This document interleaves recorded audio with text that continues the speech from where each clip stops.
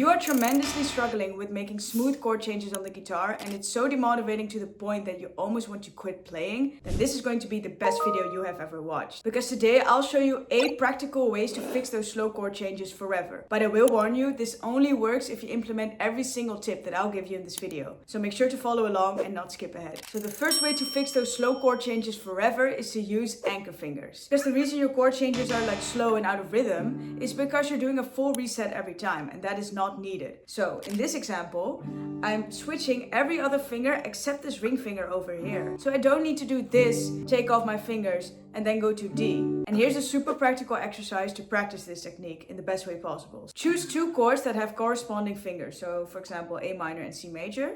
And then do 2 downstrokes per chord. 1, 2, move, 1, 2. And then keep looking at the fingers that are not moving. And watch the other fingers kind of orbit around it. This will train your muscle memory which fingers are staying in place and which fingers actually need to move. If those tips are already helpful to you, then you're going to absolutely love the next one I'm going to share with you. Because I'll show you how to fix that confusing frazzled moment you have mentally whenever it's time to switch. So the second way to fix those super awkward pauses between chords forever is to visualize shapes. Because now what's currently happening is that you're treating every chord as a totally new shape and a totally new puzzle. And this leads to so much confusion because now you're seeing all the shapes. It's like the one is there, and one is there, and one is there, and one is there. While in reality, they're more connected than you think. Let me show you an example. If I switch from A minor to E major, you can actually see that I'm only moving everything 1 string up and then 1 string down. So the shape is the same, even though the chords are completely different. But it's not only these 2 chords. If I switch from A minor to D minor,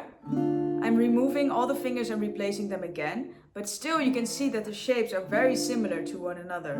So here's the shocking conclusion. You have to teach your brain how to recognize motions, not letters. Step 1. Choose 2 chords that share a pattern. So for example, A minor and E major. Step 2. Say it out loud. What is exactly changing? So A minor, and to go to E, I'm shifting everything 1 string up. And then if I go back, I'm shifting everything 1 string down. And this way you're teaching your brain and your muscle memory what to do exactly when you're switching. So don't think in letters, think in shapes. But honestly, these tips don't matter if you don't implement the next few ones I'm going to share with you in this video. But before I do that, I need you to hit the subscribe button on my channel if you want beginner guitar lessons that actually get you results in 2025. So the third way that you can fix those annoying stops when you're switching chords on the guitar forever is called the invisible shift. And let me tell you what I mean by that. Because what's currently going wrong is that you're strumming, and then when it's time to switch, you stop strumming and then you decide to switch. And that gap completely kills the rhythm. But here's how to fix it. Start shifting while the last chord is still ringing. So let me give you an example. If I do A minor and then I switch to E major and I do this strumming pattern, down, down, up, down, up. I don't wait for it to finish and then switch. No, I'm doing down, down, up, down, up. And then during that last one, like that last strum, then I switch. And here's a way that you can practice the invisible shift. Step 1, choose 2 chords. I'm going to take A minor and E major as an example. Step 2, do this strumming pattern on every chord. Down, down, down, down, up. Step 3, start switching when you're playing that upstroke. So, and then back. See, it's already in rhythm. The fourth way to fix those annoying chord changes forever is to do the metronome drill. And let me tell you what I mean by that. Because what's currently happening is you can switch between chords until a rhythm starts to show up. Then you suddenly have to do it in a specific time and then you start to panic. But here's how to fix that. Step 1, search metronome online and then go to 50 BPM. So that's a slow BPM. This is 50 BPM. And now you're going to switch between chords in this rhythm. So I'm going to take A minor and E major as an example. 4 downstrokes per chord. And then switch.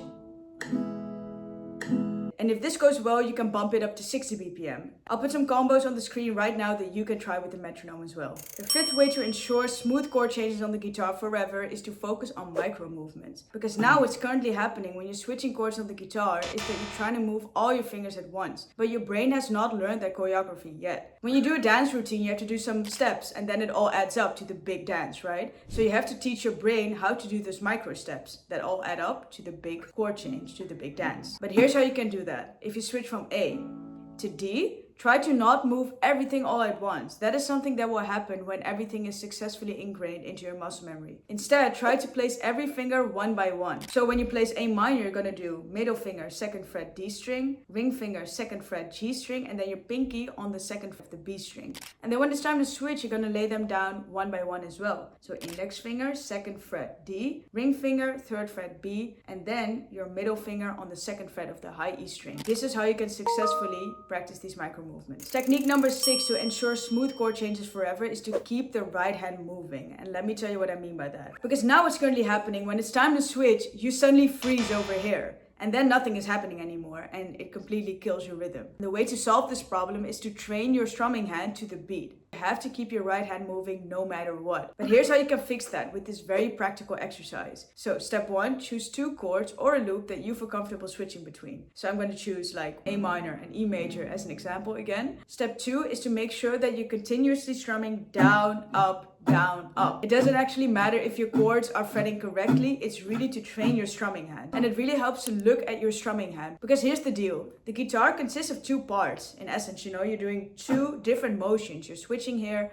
and strumming here. So you need to train this one individually and you need to train this individually. So that's the best way to do that. This brings me directly to my 7th tip to make sure that you can switch chords smoothly forever, and that is to enter the slow zone. Because now you're practicing too fast, so your brain literally cannot keep up. If I'm strumming like this, and then I'm having an awkward stop, and then strumming like that, you're doing it wrong. But here's how to fix that forever. So step 1 is to find the tempo that you feel so comfortable in that you don't even have to think about switching. It's like, it can be ultra, ultra, ultra slow, as long as it's in beat. And you can use the metronome from earlier to make this easier for you. And this exercise is not what you think, because you're not just going to speed up gradually. No, you're going to then slow down and then speed it up more gradually. So if I take 50 BPM, then you go to 60, then you go to 55, then you go to 70, then you go to 65. You see what I'm doing? So actually you're training your brain to switch between those accurate motions. You have to start with gradually speeding it up, like in the 4th exercise, but then once you got that down,